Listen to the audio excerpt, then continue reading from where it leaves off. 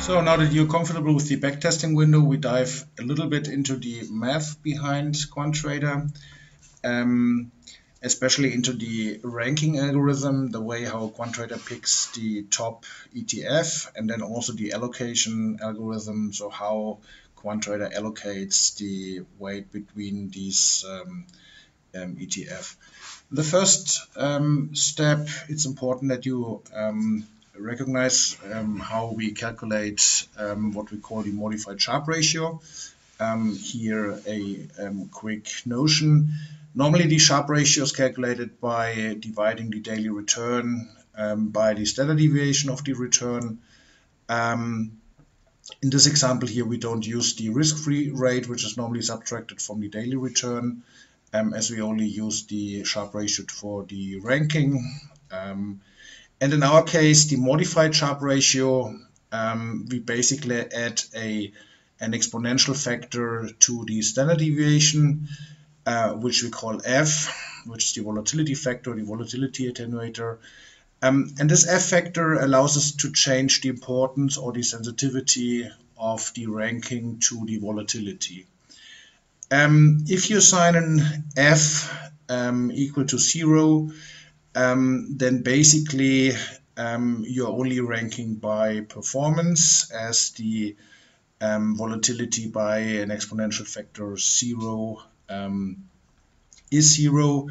If you assign F equal 1, which is the default setting in QuantTrader, then basically you're back to the normal Sharpe formula. And if you choose an F factor bigger than 1, then we're giving more weight to the volatility, which means we're looking for combinations with a lower volatility. If you assign very high F factors, then this gets very similar to a minimum variance algorithm. And I'm going to show you this now in practice. The F factor is this field here, the volatility attenuator. And again, by default, it is set to 1, even if the field is empty. So in the first step now, let's verify that. We put 1 in, apply, and you can see that the volatility of the overall strategy is the same as with the empty field. If I now input 0 and apply, then we basically ignore the volatility. So we basically only pick the highest performer with the highest daily returns, and you can see this increases drastically the volatility. And if I would now put in 2, then we put more weight to the volatility of the modified Sharpe ratio, which means the volatility is reduced as we pick the ETF with a lower volatility. And you can then continue with that. 3 would further reduce the volatility, 4, and so on. This is quite important and has some implications in practice of how the strategies would perform overall. You can also see that later when we start optimizing that. So for the time being, we just go back to the default, which is 1. And now take some time to go through different strategy algorithms, so the way QuantTrader allocates weight to the top N ETF. And also for that here, a quick slide. And I will put these slides into the web and also at the end of the presentation and the tutorial. So the 6 ranking or allocation algorithms we have, main difference is between the static rankings, the S rankings, and then the dynamic rankings, the DR, DRE, DRRP. Let's start with the static ranking. Here, basically, QuantTrader runs through all symbols each rebalancing period and then picks the top N symbols with the highest modified Sharpe ratio. And again, here you see the importance of picking the correct volatility attenuator. This is where basically it comes to play. And then depending on whether you choose the standard static ranking or equal weight or the risk parity, the allocation then is calculated either to straight maximize the modified Sharpe, which means the allocation by each ticker is different, or we would allocate equal weight to the different ETF, or we would allocate equal volatility, which means each symbol would get an allocation corresponding to the volatility. ETF with higher volatility would get less allocation, and ETF with low volatility in a look-back period would get a higher allocation. This is different to the dynamic ranking part, because here in the first step, QuantTrader ranks all but the last symbol in your component list, which is considered the hedge symbol. And we're going to do that also in a test, but later when we come to the overall meta strategy. So in principle, it works the same in the first step. It runs through the symbols, ignores the last one, and then allocates to maximize the modified Sharpe ratio, allocates equal weight or equal volatility. But then there's a second step where it takes basically the, if you want, revenue stream from the combined risk assets and finds an allocation which maximizes the modified Sharpe ratio between these risk assets and the hedge symbol on top. And again, this is something I'm going to show you now in practice how this works.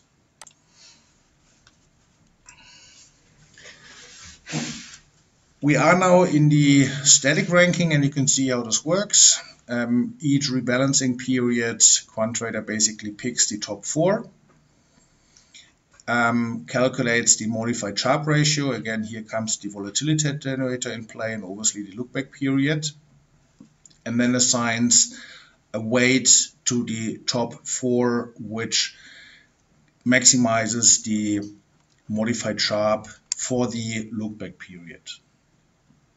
You can see this is why the allocations and also the symbols vary each time, because either different ETF can be in the top 4, and depending on the return and the volatility of the tickers, the modified Sharpe is different, so the allocation also differ from period to period.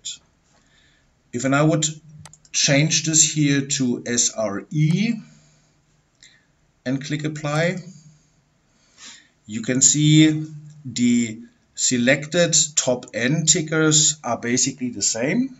Why? Because we still rank all ETF by, or all stocks in this case, by the modified Sharpe ratio, but the weight for the allocation is set to equal weight, which means in our case with 4, each of the stocks gets a 25% allocation. And if I now would change SRRP, then you can see how this risk parity works.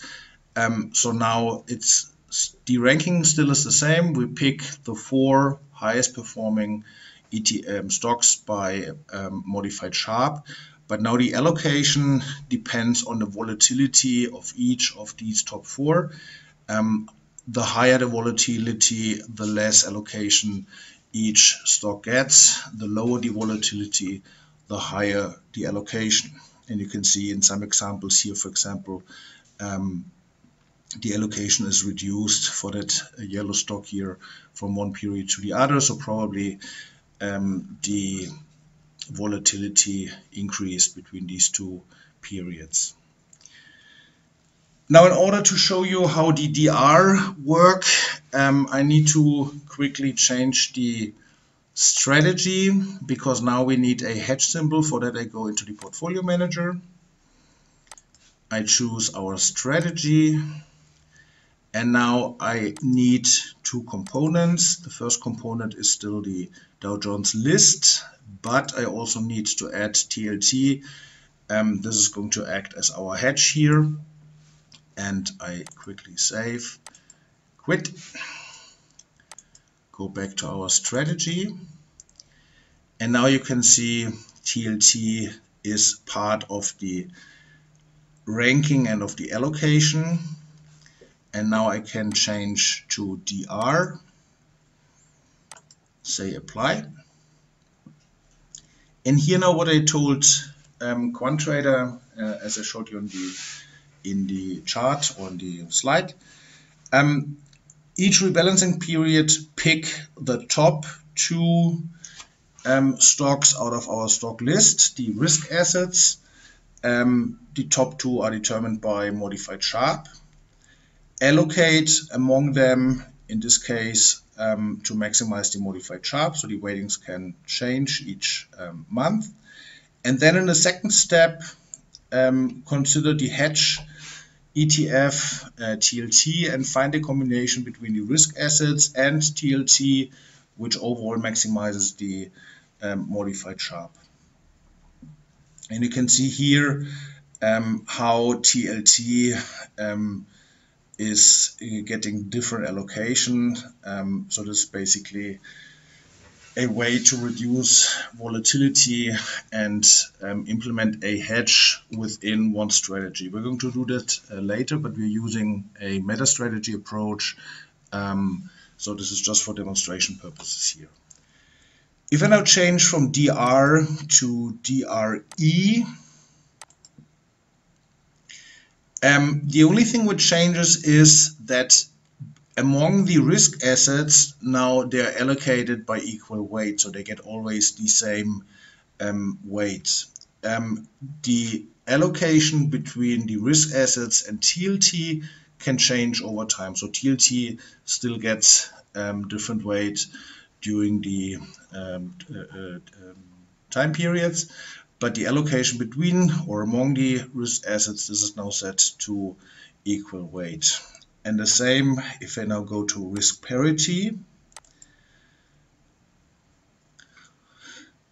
You can see TLT allocation still varies, and the allocation between or among the risk assets is now set depending on the volatility of each individual stock.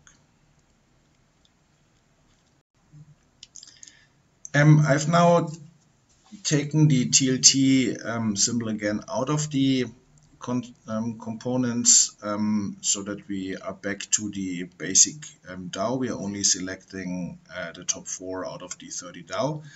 And now let's take a minute to look into the maximum and minimum allocation.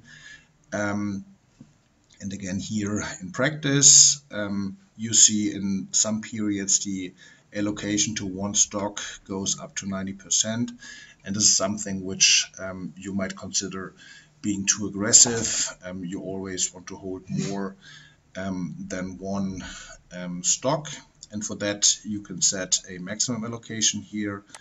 For example, if I reduce that here to 70%. On the other hand, you always want to have minimum let's say 10% of the 4 stocks. So then we would set here maximum allocation 70%, minimum allocation 10%. If I apply now, you can see in this example here, the maximum allocation for each individual stock is now reduced to 70%, and you can see always all 4 stocks receive a minimum 10% allocation. So again, this is just a way to reduce the corner solutions and to have allocations which one perceives to be safe. Now let me bring this back so that we continue with our exercise. And now let's have a look at the volatility limit and how this comes into play. Volatility in this example here overall in the 10 years period is close to 20%. And we might now think that it might be good in volatile times to go into cash. If we apply, for example, a 15% volatility limit, then in each rebalancing period, so in our case each month, QuantTrader will check how high the volatility of the best combination was. And if the volatility is higher than 15%, it would decrease the overall allocation, so to less than 100%. So it's the maximum volatility in each period. In the look-back period is 15%. Now let's try that out. And you can see obviously here in 2008, 2009, this was the best example. Here the volatility spiked. So now here QuantTrader is going up to 60% into cash. And you can also see here in that period of 2013, again, it went into cash, and probably also here in February now, if we run that next month, there would be a significant portion going into cash. So this is the volatility limit. We can further reduce that to 10%. And you can see the cash portion is increased. Now important, this is the volatility limit which QuantTrader sets based on the look-back period. You obviously cannot calculate the volatility going forward, which means the overall volatility of your strategy is not 10, but slightly above 10, in our case here 12%. Yeah. So that's an easy way to reduce the volatility of a trading strategy. If you want to go into cash, we normally prefer to have a bond, gold, or other hedge in, so we stay 100% in the market and get some additional return from the hedge strategy. In our case here, we want to do that with the hedge strategy and the meta strategy, so we bring that back to 0 and apply. And then have a look at the next parameter, which is mean reversion weight and mean reversion period. Now, how does this work?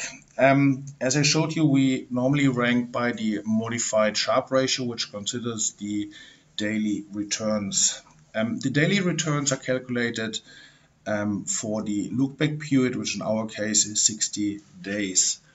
Now, you might say, okay, we have a return in the last 60 days, but what if in the last recent days the stock either spiked, accelerated, or went down, and this is exactly where the mean reversion comes into play. One might think that if a stock overshot in the last days, it might tend to come down again, which means the mean reversion bringing the stock down is something you might want to avoid, or vice versa. You might think that a stock which had a relatively bad performance in the last N days might tend to come back. So this is something here which you can put into consideration with the weight and the period. In practice, the mean reversion period normally is shorter than the look-back period. We normally use a couple of days, so we want to look at the last week, for example, and then use 4 or 5 days. So again, here in this case, we would take the return of the last 60 days, and then from that return of the 60 days, add the return of the last 4 days. Now, how much of that return? And this is the weight. If we want to consider a positive return, we could input 100%. So then we would add 100% of the last 4 days return. You could also use 50%, then only half of that 4 days return would be considered. Or you could also use a negative 100%, then the return of the last 4 days would be subtracted from the 60 days return. So again, this is just an additional factor which allows you to use both momentum, so the long 60 days, and on top a mean reversion effect which you might have because of the last 4 days in our example. If I put now apply, you can see how this comes into play. In this case, I think it just reduced the return, so let's try that with a positive 100%. And let's go back to 0.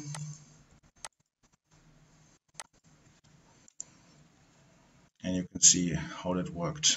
So it seems that a positive 100% of the 4 last days is positive for the return, very slightly. Okay. So this is just a quick example playing around. So I want you to understand how this works. I don't want to overload this tutorial with too many parameters, so I think there are only 2 more which are worth exploring, and these are the ranking day and the trading delay, because it's something we receive quite often as question. So for example, if you don't want to rank at the standard day, which we normally do, which is month end, you can tell QuantTrader, please always do the ranking and the rebalancing or cut the signals at the 15th of the month. If I apply now, you can see the overall return slightly reduced. This might be due to this end of month effect, which I had alluded to before. And you can also say, hey, I want to cut the signals on the 15th, but I'm only able to trade 2 days later. So that would be the 17th. So there's a time gap between the day you cut the signals and the day we rebalance. And you can see how this works now. This is slightly, again, reducing the overall allocation or the overall return. Yeah. And again, let's do another example. Let's trade always on the 28th with a 1-day delay. And you can see this is increasing now the overall performance.